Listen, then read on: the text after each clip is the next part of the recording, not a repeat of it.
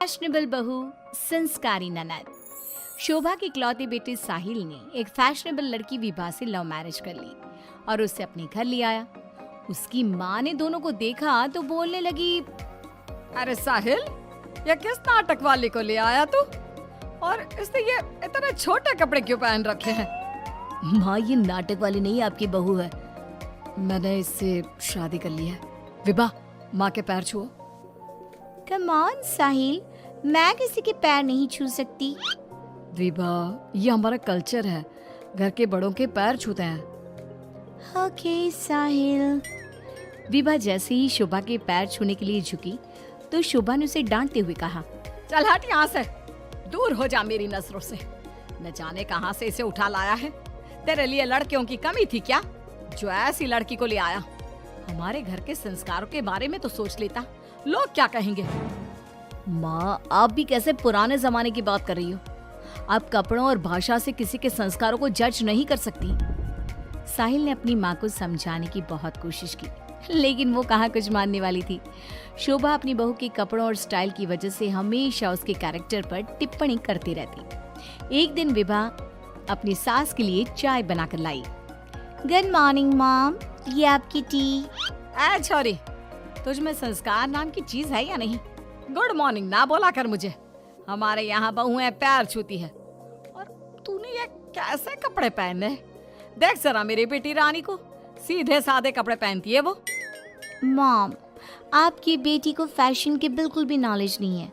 उसी तो आप तंबू भी दे देंगी ना तो वो तंबू भी पहन लेंगी। देखो माँ, भाभी कैसे मेरा मजाक उड़ा रही हैं। रानी, मैं तुम्हारा मजाक नहीं उड़ा रही, मगर जरा देखो खुद को, कैसी लग रही हो। तुम्हें फैशन का बिल्कुल भी सेंस नहीं है। कुछ तो लड़कियों वाली हरकतें किया करो। चलो कोई बात नहीं, मैं आ गई हूँ ना, सब सिखा दूंगी। इतना कहकर विभा वहाँ से चली जाती है और रानी सोचने लगती है, भाभी आपने मेरा मजाक उड़ाकर अच्छा नहीं किया। अब देखो मैं कैसे आपको इस घर से बाहर निकालती हूँ। अब रानी हर समय अपनी भाभी की कमियां ढूंढने में लगी रहती। रानी की माँ तो विभा से नफरत करती ही थी, लेकिन घर से निकालने के लिए जरूरी था कि साहिल भी विभा से नफरत करे। एक दिन घर में पूजा हो रही थी। घर के सभी सदस्य पूजा में शामिल हुए, लेकिन विभा नहीं हुई। जब पूजा खत्म हुई तो रानी ने कहा, भैया, माना कि भाभी फैशनेबल है, लेकिन इसका मतलब ये तो नहीं कि वो भगवान में बिल्कुल आस्था ना रखे। उन्हें पूजा में तो आना चाहिए था ना। हाँ बेटा, तूने अपनी मर्जी से शादी तो कर ली, अब अपनी मॉडल बहू को घर के तौर तरीके तो सिखा दे। अपनी बहन और माँ की बात सुनकर साहिल विभा के पास गया और उससे कहने लगा, विभा, आज घर में पूजा थी, तुम क्यों नहीं आई पूजा में? पता है लोग कितनी बातें बना रहे थे। माय डियर हस्बैंड, इतना गुस्सा क्यों हो रहे हो? जरूरी नहीं कि भगवान को खुश करने के लिए पूजा में शामिल होना पड़े। जब भगवान को दिल से याद कर लो ना तो बस उसी समय होगी उनकी पूजा। विभा, तुम शब्दों के जाल में मुझे मत फंसा। मैं जानता हूँ तुम इन सब चीजों को नहीं मानती, लेकिन तुम माँ की खुशी के लिए ही चली जाती। कम ऑन डार्लिंग, तुम तो छोटी सी बात को खींच रहे हो। मुझे पूजा में जाने से कोई प्रॉब्लम नहीं थी। मुझे किसी ने बताया ही नहीं पूजा के बारे में। अगर माया रानी बता देती तो मैं चली जाती। इसी तरह दोनों में काफी देर तक बहस चलती रही। अब विभा की ननद और सास किसी न किसी बात पर दोनों का झगड़ा करवाती रहती। जो भी शोभा के घर आता तो वो उसके सामने अपनी बेटी और बहू की तुलना करती। एक दिन उनके घर पर उनकी पड़ोसन आई। शोभा बहन, कैसी हो? कहाँ है आपकी फिरंगी बहू? अरे घूम रही होगी आधे कपड़े पहनकर कहीं। जब से आई है जीना हराम कर दिया है। शोभा बहन, वैसे जो भी हो, आपके बेटे साहिल ने ऐसी लड़के से शादी करके सही नहीं किया। आपके घर में सब कितने संस्कारी हैं। आपने अपनी खुद की बेटी की कितनी अच्छी परवरिश की है, और आपकी बहू, उसके तो पूरे मोहल्ले में चर्चे हैं। हाँ बहन, बात तो सही कह रही हो। एक मेरी बहू है जिसे ना बात करने का तरीका आता है, ना कपड़े पहनने की तमीज है, और एक मेरी बेटी है, संस्कारी, सुंदर, सुशील, सर्वगुण संपन्न है मेरी बेटी। आप तो जल्द से जल्द बस अपनी बेटी की शादी करने के बारे में सोचो। कहीं ऐसा ना हो कि आपकी बहू के चक्कर में आपकी बेटी से कोई शादी ही ना करे। पड़ोसन की बात शोभा के दिमाग में बैठ जाती है और वो रानी के लिए रिश्ता ढूंढना शुरू कर देती है। एक दिन शोभा की तबीयत अचानक खराब हो जाती है। माँ, क्या हो गया है आपको? आप दिन भर अपने कमरे में लेटी क्यों रहती हो? अरे पता नहीं बेटी क्या हो गया है, कई दिन हो गए बुखार आ रहा है। मॉम, आपको डॉक्टर के पास जाना चाहिए, ऐसे तो आपकी हेल्थ खराब होती जाएगी। ओ अंग्रेजन, अपनी अंग्रेजी अपने पास रख। माँ किसी डॉक्टर के पास नहीं जाएगी। मैं अभी माँ को काढ़ा बना कर देती हूँ, माँ बिल्कुल ठीक हो जाएंगी। लेकिन रानी, डॉक्टर ब्लड टेस्ट करके बता देगा कि मॉम का फीवर क्यों नहीं उतर रहा। इसी तरह कई दिन हो गए। शोभा का बुखार उतरने का नाम नहीं ले रहा था और रानी उन्हें डॉक्टर के पास जाने नहीं दे रही थी। एक दिन विभा रानी को बिना बताए शोभा को डॉक्टर के पास ले गई। शोभा को 4-5 दिन हॉस्पिटल में रहना पड़ा।